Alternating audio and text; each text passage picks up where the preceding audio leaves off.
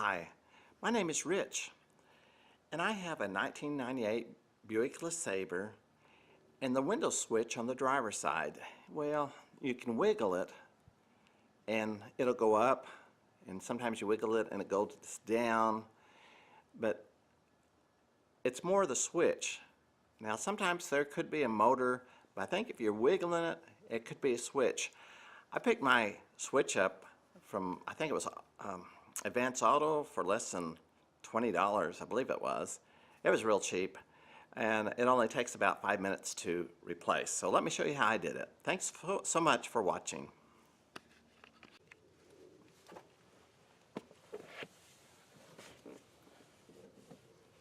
The first thing is make sure you have your power turned off, or some people like to unplug the battery. And you just pry this up. Might have to pry it here as well.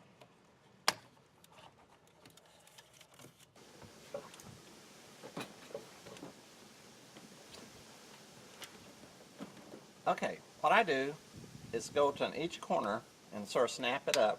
You can hear it sort of snap. Go over here, this corner, sort of snap. One time, this had actually taken apart, and this was still stuck in here. I just sort of pried it up for the switches. Okay, now this, let's see. Okay, I'm trying to see if I can get the camera. This pulls up, and here's your switch. So that's all there is to it. What you do now is you get your new one. All you got to do is line up these little holes to the little tabs sticking here.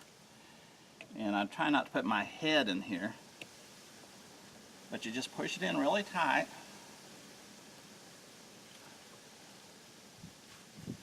Then you make sure you got your correct switches in here, and push them in, and it snaps in. It snaps in. Be sure to put this in first. This little tab here. So it goes underneath.